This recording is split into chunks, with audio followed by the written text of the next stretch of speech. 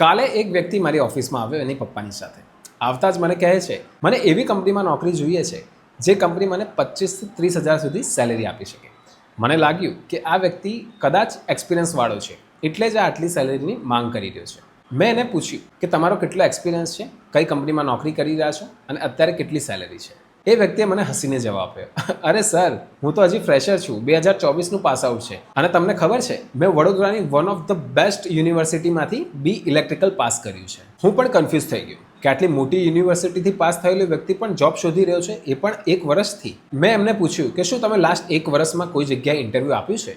તે વ્યક્તિએ મને કીધું કે હા સાહેબ, ઇન્ટરવ્યૂ તો મેં ઘણી જગ્યાએ આપ્યું છે, બટ મને જેટલી સેલેરી જોઈએ છે એટલી સેલેરી કોઈ કંપની નથી આપતી. મેં વ્યક્તિને પૂછ્યું કે તમને કેટલી સેલેરી જોઈએ છે? એ વ્યક્તિએ મને કીધું, સર, મને તો મિનિમમ 25,000 સેલેરી જોઈએ છે. મેં પૂછ્યું કે તમે 25,000 કેમ માંગી રહ્યા છો? તમારા ક્વોલિફિકેશન પ્રમાણે અત્યારે માર્કેટમાં તમને 15 થી 20,000 સુધીની સેલેરી મળી શકે. 25,000 સેલેરી મેળવવી થોડી મુશ્કેલ છે. પછી મને કહે છે, સર, મેં જેટલી પણ કંપનીમાં ઇન્ટરવ્યૂ માટે ગયો છું અત્યાર સુધી, એ બધી જ કંપનીમાં આઈટીઆઈ વાળા લોકોનું પણ મારા કરતાં વધારે પેકેજ છે, મારા કરતાં સારી સેલેરી છે. એટલે હું 25,000ની સેલેરી એક્સપેક્ટ કરું છું, કારણ કે હું તો એન્જિનિયર છું અને એ લોકો તો આઈટીઆઈ કરેલા છે. પછી મેં વ્યક્તિને જવાબ આપ્યો કે તમે જે વિચારો છો કે આઈટીઆઈ વાળાનો 25-30,000 પગાર છે તો મને પણ એટલી સેલેરી મળવી જોઈએ, એ મુમકિન નથી. તમે જે કંપનીમાં ઇન્ટરવ્યૂ માટે જાઓ છો અને એ કંપનીના આઈટીઆઈ વાળા કેન્ડિડેટને તમે જોઈને એવું કહો છો કે આ 25,000-30,000ની સેલેરી કમાઈ રહ્યો છે, તો મને તો સ્ટાર્ટિંગમાં જ એટલી સેલેરી મળવી જોઈએ, તો એ જરા પણ પોસિબલ નથી.